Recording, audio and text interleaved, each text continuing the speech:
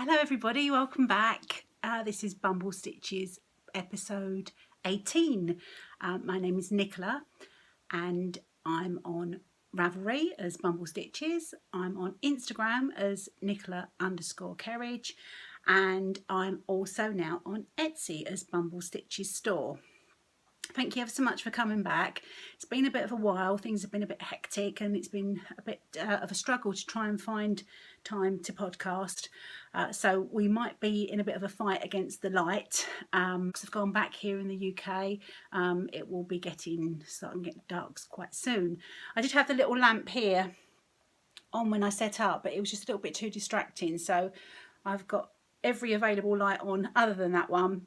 And I'm hoping that it's not too dark for the podcast. Yeah, because it's going to be a hectic weekend. I've got my mum coming up to stay, so I wouldn't have a chance to podcast at the weekend, and then that'll be another weekend that had rolled by. And I really wanted to catch up with you all and not let things slide too much. And as I mentioned in the intro, I do have Bumble Stitches is my name on Ravelry and the same on Etsy. And I'm thinking of changing my Instagram name, and I'm not really sure, sorry, there's a lot of umming, if it would cause problems in people finding me, or if it's a good idea or not really. So any suggestions to people that have done that very thing and changed their Instagram name, let me know what your thoughts are and how it worked out for you. I would like to try and get some sort of uniformity across all the social media sites that I'm on, so that it's easy for people to find me, and it's just easier for me just to say that I'm Bumble Stitches everywhere. But obviously I'm not Bumble Stitches, I'm Nicola, but you guys know what I mean. So if I'm a bit rambly, it's because I'm squeezing this in, and it's because it's been a little bit of a while since the last podcast, but I know how lovely you all are, and I do appreciate all the kind words and comments and messages that I get about the podcast and things that I've been up to. So thank you all very much. I really do appreciate it. I also appreciate you coming to watch me. So if you're coming back, thank you. It's really good to see some of your, to see your comments time after time from the regular viewers. And it's lovely to see new subscribers. So if you like the podcast, please subscribe, and that way you'll get updates. And yeah, it's just nice to build a community, really. Okay, I need to crack on a little bit. I'm just going to have a little sip of my tea first. It's a bit of a sad thing, really, because this is the last of my David's tea. In here I've got pear blossom. I mentioned in the last podcast, when I was at the retreat, one of the lovely ladies, Dale from Canada, gave everyone a little pouch with some David's tea bags in. This is the last of them, so I had been saving it, and they've all been absolutely delicious, and I kind of hope they wouldn't be, because we can't get them here in the UK. But yeah, I'm sure there's lots of other nice teas I can investigate. I think I saw that there's some nice ones in Whittards at the moment, so I might have a little trip there. I'm also wearing something handmade today. This is my So Faded sweater, and if you can just see, I'll just stand up a little bit. So you can see it just fades right down into the blue at the bottom. That's made the colour on the camera go really crazy. This was knitted in yarn from Mr. B's, available from Bird Street UK on Etsy. Their yarn is amazing. So if you like a bit of indie dyed yarn, which I can't imagine there's anybody watching that doesn't, do go along and check out their shop on Etsy. They've got some amazing yarns coming up, and yeah, you won't be disappointed. So this, yeah, I knitted this back in the summer and took it along with me to the retreat, and it's just got cold enough now to start popping it on again. So I thought it'd be nice to wear it for the podcast and have something that I've actually made myself, particularly as I don't really have any finished objects to share with you today. So I'm going to jump straight into works in progress. Now the first one is living in a little bag that I made, drawstring bag, with some Tilda fabric and some polka dot at the bottom. I purposely made this the same size. It's got a nice sort of wide bottom. I made this the same size as my field fringe bag, fringe supply field bag. Yeah, that's it. Because I find it a really nice size and sort of dimension for larger projects like a sweater that I have in here, because once it's open you can really access everything really easily and work from it. But I'll be talking a bit more about that later.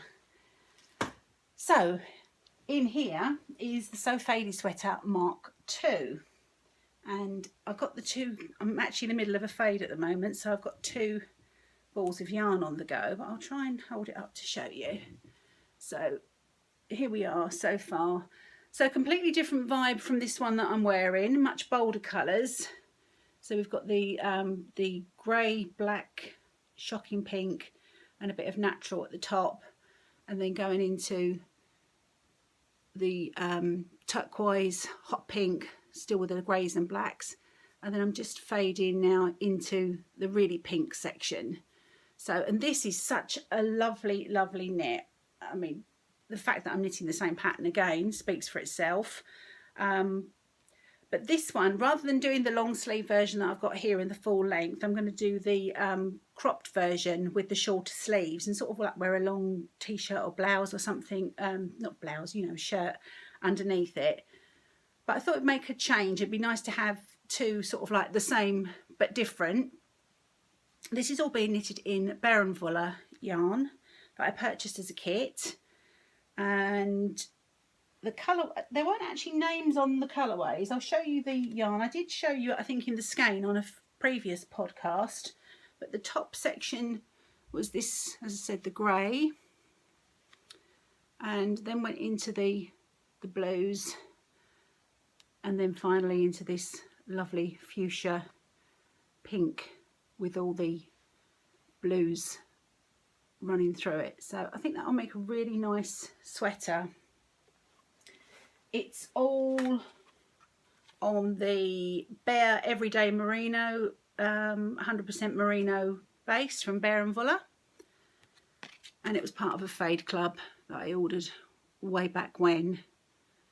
There was actually a fourth skein as well, which is more natural, with some of the shots of the pink and blue running through it, but I think I can get the sweater out of the three skeins, and I think it's going to be nice just to have those colours rather than, I wasn't quite feeling the natural for this one. I think it warrants the bolder sort of shades from that Fade Club range. So I cast it on really and didn't need to cast on another sweater because I'm working on my Birkin as well. But it's such an addictive knit, and once I got started on it, just really keen to get down to separate the sleeves, and then spurred on by the fade, blending the next colour in, and then before I knew it I was down to the pink. So, and it's a nice, now it's just completely plain stockinette and just going round and round and round. This is a great sweater just to pick up and knit on in the evening while we're watching Stranger Things, which is a bit on trend at the moment. I'm loving it. Justin isn't loving it as much. He sort of puts up with it. He thinks it's all a little bit of a pastiche of the 80s and everything. Lots of other things have done it so much better. But I'm really enjoying it. And this is my go-to when I'm catching up with those episodes. I'm only allowed one a night because, you know, I'd like to sit and binge watch it. But as I said, he's not really feeling it. So that's my So Faded Mark II. So this is such a squishy, bouncy yarn as well from Birkin. I'm really looking forward to this being a finished garment so that I can wear it through the winter. I think it's going to be nice and cosy. I think it's going to look really cool in these colours. Black jeans, black boots. I think it will look really nice. So that's one of my works in progress. And as I mentioned, it fits really well into this project bag. I can just bundle everything in. You can't see what I'm doing now because it's on my lap, but yep, no, it all just pops neatly back into there. Okay, so work in progress number 2 is the Birkin sweater, which I think when I last podcast I had completed the yoke and I was about to block it, or had I already blocked it? I can't exactly remember, but I'd had a little bit of reservation over the colour work on the yoke, so I decided to block it first, make sure I was happy before I continued with all the miles of stockinette of knitting down the body and doing the sleeves. Happy to say that I was pleased with the blocked yoke when it was done. So I then carried on with knitting the rest of the garment, and I'm almost finished. So this is living in my fringe supply bag. Got 3 pins at the moment. Aren't pins just such fun though? Everybody's collecting them, and there's some gorgeous ones about. And I have got some new additions for this, which I haven't even unwrapped yet because I've been so busy. But I'll share them with you a bit later on when I go through some new things that I've been buying. But let's have a look at this sweater. So this is the, oh, the yarn's fallen. Okay, it's all in a bit of a heap. So this is the Birkin sweater by Caitlin Hunter, and the pattern is from Lane Magazine issue 2. And as you can see, the yoke blocked out really, really nicely.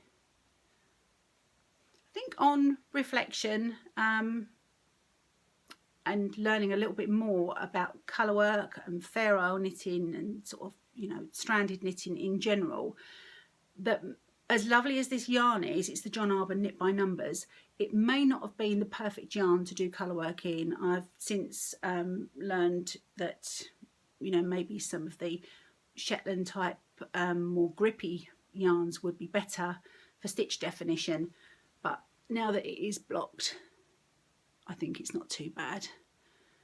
And I was happy enough to continue with it. If it had looked like a dog's breakfast, I probably wouldn't have bothered. I probably would have ripped it out. But I have continued with it, and I'm going to hold it up because, as you can see, I have, let's just try and move some of these bits of yarn out of the way. So I've completed the body. It's got a split hem, which is slightly longer at the back than the front. Apologies for all the ends that are not woven in. And sleeve number 1 is complete. And sleeve number 2 is coming along nicely. So hopefully by the next time I podcast, I will have this as a finished object, and maybe I'll be wearing it, although I think this is going to be quite a warm one to wear in the house. So yeah, maybe I'll just get some photos wearing it. I'll get Justin to take some photos of me outside where it's a bit more appropriate to be wearing a sweater, because where the colour work is, this is quite thick because I've weaved in the ends as I've gone along. That's really bad English. I did share this before, but what I've done, rather than carrying strands, I did mine like this, and this was why I was worried about the end result. So it's actually quite a thick fabric here, but it will be super warm. It's super, super soft. Yeah, John Arbor Knit by Numbers, which was fab because the colour range is excellent, and they also do minis, and I wasn't aware of that when I first knew of the yarn. So all these colours here that I use for the colour work were actually little mini skeins that I got from them as well. So it made it not overly expensive to knit this sweater. So I'm really, really happy that I'm on the home stretch now. Thank God it's a all-in-one garment and I don't have to sew it all together. I just need to weave the ends in and give it a final blocking. But I will be glad when it's done, because it's been a lot of knitting. The yoke itself took me several weeks, and especially some of these sections where there's three colours held per row, and then of course all this stockinette that just seems to go on for miles and miles and miles. But hopefully it'll be worth it in the end. So that's the Birkin sweater. Pop that one back.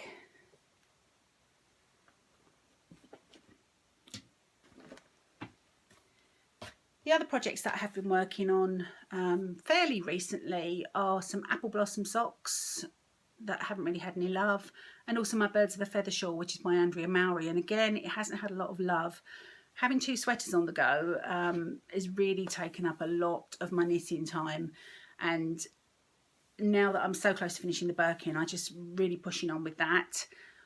Once I've got one sweater on the needles, I think I'll get some of the get the Birds of a Feather and the socks I'm working on, give them a little bit of knitting time so that I can move things along a bit, because I'm feeling a little bit stagnant in my knitting, and there's so many lovely things cropping up that I would like to work on and plan for. Obviously with approaching Christmas, and I know that Helen of Curious Handmade has got her knit event coming up, which looks amazing. It's all based on the Nutcracker, so I'm very excited about that. And Christmas Eve socks, and dare I say it, Christmas gift knitting. Now, as relatively near as a few days ago, I promised myself I wasn't going to do any Christmas knitting because it would put too much pressure on myself. But I've had a bit of an idea of something for somebody that they would really, really love, and the urge to knit it is so strong that I think I probably will do that. The problem is it's a sweater, so whether it's a little bit too much pressure, but I'm going to give it a good go and see how it works out. So I really need to get one of those sweaters finished so that I can move on and get some new things cast on and get a bit more invigorated in what I'm knitting at the moment. A little drop of tea. I feel like I'm really talking quickly and getting really, really parched. Okay, I need to slow down. Right, on my travels from work, I often seek out local yarn stores because why wouldn't you? I'm very lucky that I get to go to most parts of the UK in my job, and there are some amazing yarn shops out there, and if I can schedule a little cheeky visit in, then I often do.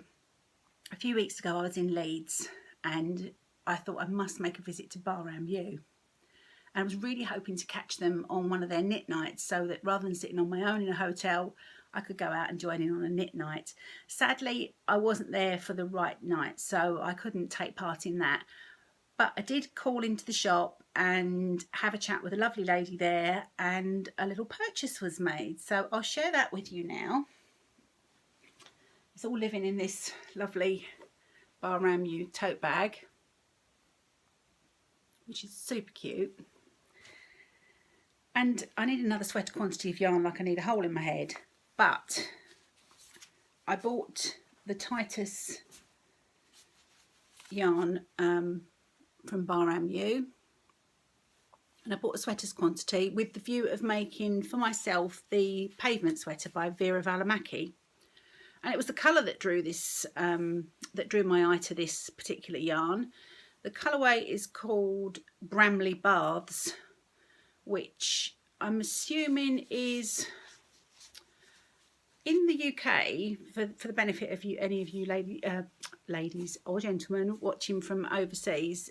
In the UK, the local swimming pool was often called the swimming baths, and I think it goes back to in sort of like quite a while ago, when many people didn't have bathrooms in their home, that there would be a public baths, and very often what was the public baths, which was essentially a place where you could go and pay some money and take a bath, became the swimming pool as well. So it was often known as the swimming baths. And I'm assuming, I may be wrong, if anyone from Barham U or that knows them can correct me, I'm assuming that because it's called Bramley Baths that it was something to do with that. I don't know. It's kind of reminiscent of those sort of tiles that you got in the old buildings where they had sort of the swimming pools and places like that. I'm probably really rambling and making all this up, but it makes sense in my own head, and I have had quite a busy day, so just humour me.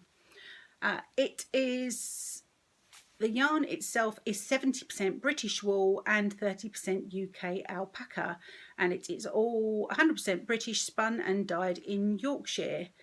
So it's absolutely amazing. It's so soft. You probably all know about it anyway. It's new to me though. And the 70% is made up of 50% Wensleydale long wool and 20% Blueface Leicester, which is our BFL. It's absolutely stunning. This colour isn't being done justice by the light in this room at the moment, but it's a very muted, ferny green with a sort of a bluey tinge.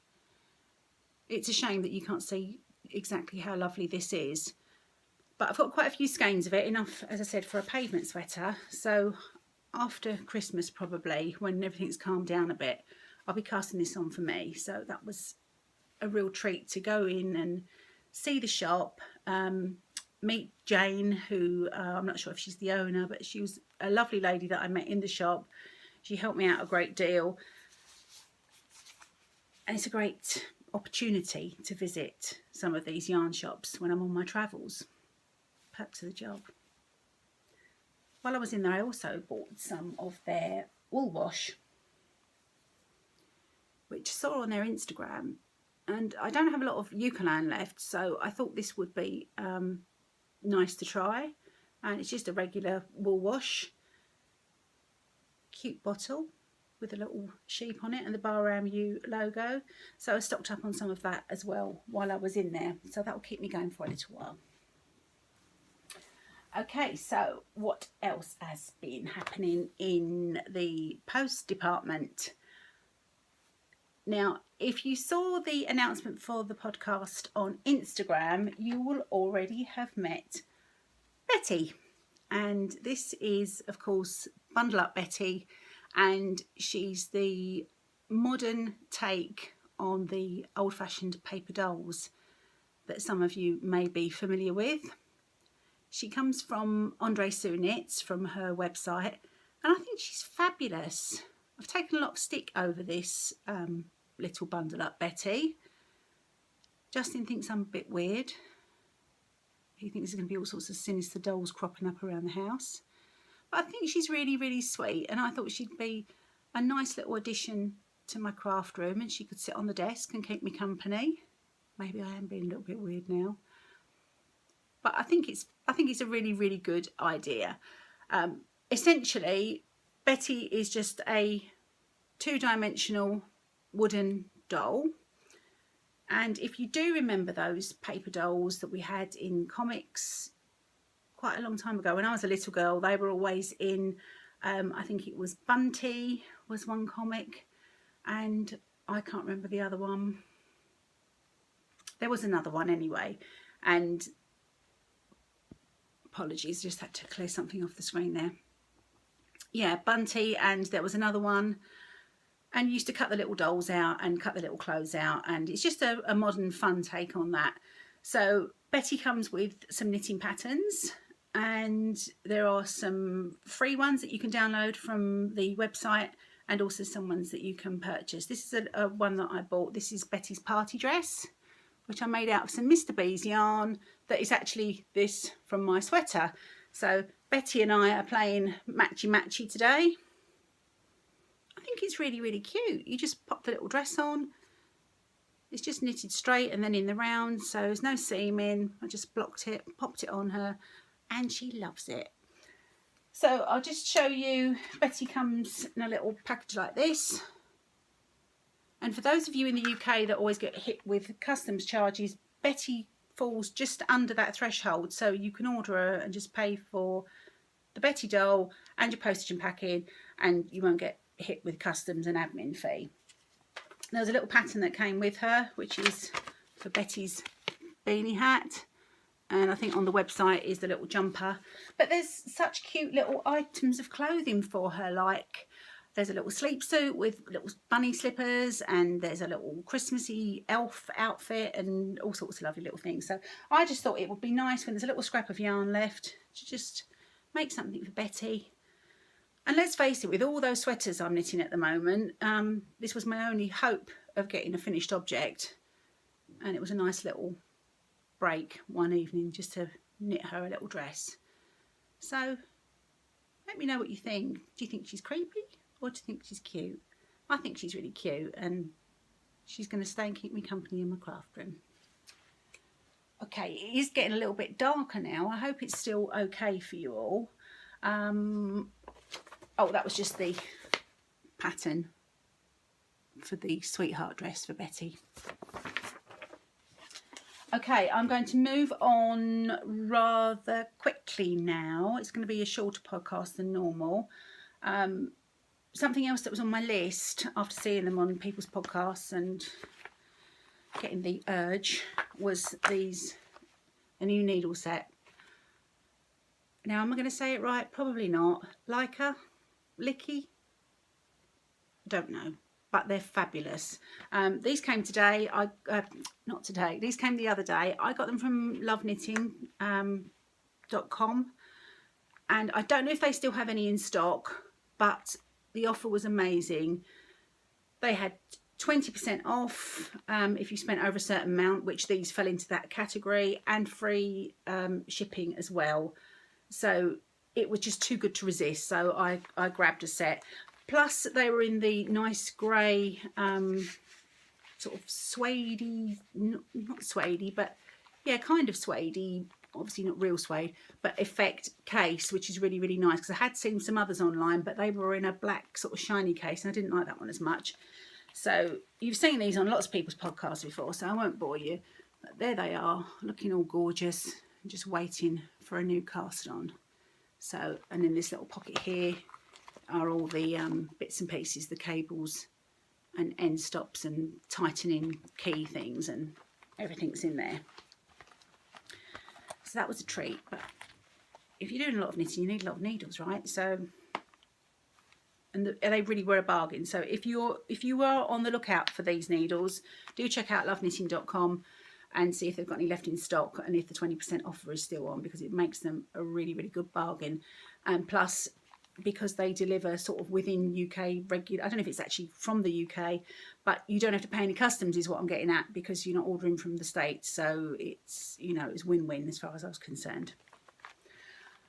Okay, I was going to share my advent calendar. Obviously I'm not going to be opening it yet, but I will save that because I am conscious of time and the light and everything.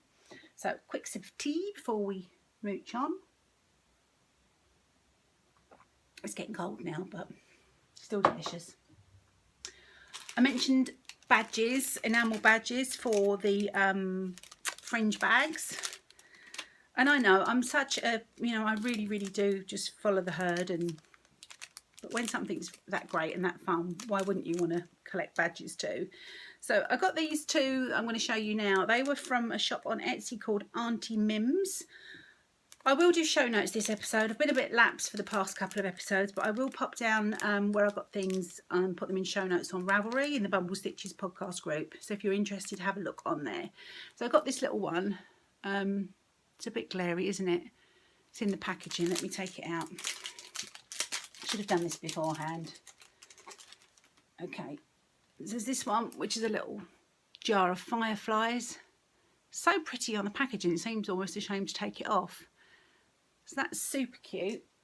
And then this one, which is appropriate with all the sleeve knitting I'm doing at the moment, which is all the swears, which sometimes is just the way when knitting bites you on the bum, how it makes you feel.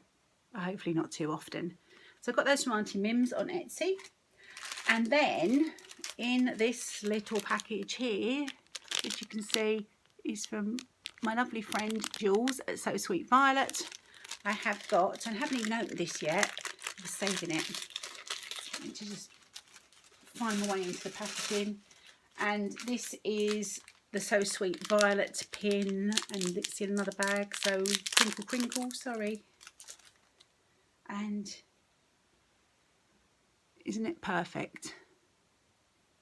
So Jules' logo with a little bee, and what I love about it is, I don't know if you can see if the camera's picking it up, it's actually a rose gold finish. Is that showing? Yeah, you can see that that's like a yellowy gold, but the actual enamel pin has got a rose gold finish to it. So it's super pretty and super special, and that will take pride of place on my bag.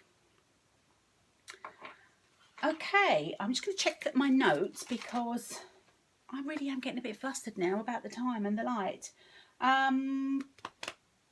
One thing I did want to have a quick, ever such a quick chat about before I talk about things that's going on with me on Etsy is just to see if anyone else is feeling the same way about lack of time. I know that not everybody works full-time, and I know that lots of you do. And I'm just really looking for, well, I'm looking for more hours in the day. So if anyone can send those my way, that would be fab. But just to say, does anybody feel my frustration? And just sadness really about not being able to do the things that make you happy, or more of the things that make you happy. I try and get as much crafting done as I can. I knit every evening. It's always exceptional if I don't knit, only because I didn't feel well, or that'd be the only time that I didn't knit, really, once a day at least. And that's fine, but sometimes I just need a good chunk of crafting time to really sort of recharge my batteries, if you like. It's my way of relaxing, and I know it is for most of you. We're all part of the same crafty community, and I just feel very frustrated at the moment that there are so many things that I want to do. I have so many ideas in my head, so many plans, but I just don't have the time, with working and often having to work away, and home commitments and family commitments and all that entails. It's just crafting time seems to be getting squeezed and squeezed and squeezed. And yeah, I'm feeling a little bit frustrated at the moment. So answers on a postcard. If anyone's got the magic recipe or the miracle to, you know, get more time to do what you love, or has achieved a really good balance, then let me know your thoughts. You know, you can either comment on the video here or come over to the Ravelry group, and you know, just be really interesting to hear other people's thoughts of how they juggle things, because yeah, I am finding it quite frustrating at the moment. And I think some of it may be because I'm doing sweaters, knitting a lot of sweaters, and it's not giving me that satisfaction of finishing things. So yeah, it's not really it's not a moan, it's not a rant, it's just an observation that wouldn't it be nice to have more time to do the things that we really love to do. Okay, I am going to move on now to speak about my Etsy store and the things that I'm selling and the things that I'm going to be selling. So if that's something that you're not interested in, and I know that not everyone wants to be sold to on podcasts, thank you very much for watching, and hopefully I'll be back in the next couple of weeks and have a couple of finished sweaters to show you, or at least one, and lots of other yummy things. So if Etsy shop talk is not your thing, thank you very much for watching, and I'll see you soon. And if you'd like to stay and hear a little bit about what's happening with me on Etsy, I will share that with you now. So I opened up my Etsy shop 2 weeks ago now. It's called Bumble Stitches Store. It's a little bit under construction still, shall we say. I didn't get the graphics through in time that I wanted, for sort of a shop banner and logo and so on. They're almost done, and I wanted them to be right, and I wanted them to be me, and I wanted them to be exactly what I was looking for. But I didn't want to wait any longer on opening the shop, because I just felt like I needed to. It was a now or never thing. I can't speak, I'm sorry. It was now or never, and I felt like I really needed to get the shop open, otherwise I probably never would. So I did, and it was received very well, and I've even managed to sell a few bags already. So if you bought a bag from me, thank you ever so much. I was absolutely overjoyed, and all the people that have favorited the shop and gave me encouraging and congratulations comments on Instagram, thank you all so much. It really was a big boost to me. I felt very proud and happy and all of those things, and it really was appreciated. So there are some things in the shop still. As I mentioned, it's called Bumble Stitches Store on Etsy. I'll put details in the show notes. So there's a few bags in the shop still, and I've got a couple of things to show you that are going to be coming up. So let's have a little look at those now. Okay. Now some of these I have had these made for quite a while, but they were waiting in anticipation for me to get round and open the shop. So I do have some of these patchwork bags available in the shop, which are patchworks with all the gnomes fabrics and a navy blue linen, and they've got box bottom. Just show you that. So they've got a nice box bottom, and an off-white lining, and the zip has got the little bumblebee on the zip pull, and they've all got the Bumble Stitches label on them. So there are a couple of those in the shop if you're interested, would like to pop over. And there's a couple of variations on those, and these are all, I would say, a sort of a 2 skein, 1 to 2 skein project. Definitely you can get 2 skeins easily in them, but probably not a sweater, but maybe sort of a 2 skein shawl. From the same fabric range, I've got the birdhouses with the blue leaf and butterfly pattern on the bottom, and this one as well, which has got the really cute gnomes with the wishing well, are in the shop, and a couple that have got the stripy bottom on them. So those are in the shop at the moment.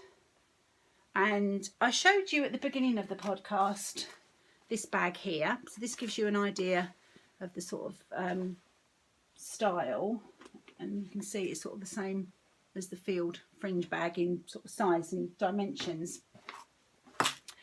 And I've made one in this lovely autumnal fox and deer print here, which I think is beautiful. I think it's called Autumn in Bluebell Woods, the fabric, and it's gorgeous.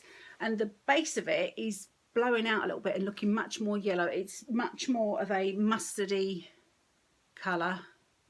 So the light in here really isn't great at the moment, so apologies for that. But this is a nice, it's the same size as the other one I just showed you. It's lined with a grey spotty fabric with the drawstring, nice and deep. So you can easily put a sweater project in here, and the drawstring there. So that's a nice sort of deep bag. So I will be putting a couple of these in the shop very soon, and I'm not sure whether to just pop them in the shop and then say on Instagram. I don't think I'm really going to be doing sort of set times for updates, but I'll probably just pop them in the shop and then make a little announcement on Instagram that they are in the shop. So if you're interested in knowing when they go in, then you can follow me on Instagram. It's Nicola_Kerridge is my Instagram name, and if you go on there to follow me, you'll see that I'm private at the moment, but just please request to follow me and I will approve that for you. And as I mentioned, I am thinking of changing it all to Bumble Stitches anyway to make things easier. So that's the fox and the deers, and there will also be coming up these cute little Christmas sock sacks, and these are designed for a sort of a 1 skein project. Socks is what I had in mind. Again, box bottom, drawstring, really cute fabrics, and I've got quite a lot of different fabrics from this same range, which I think is called Pixie Noel, which was one that I bought a whole stack of last year and didn't actually get round to finding time to make any bags. So a little bit closer to Christmas, those will be going in as well. Finally, not a bag, but some fabric that was just, I fell in love with. This is a piece that's already cut for a bag, but you'll get the idea. So this is the Nutcracker, obviously with the Mouse King, the Nutcracker and Clara there.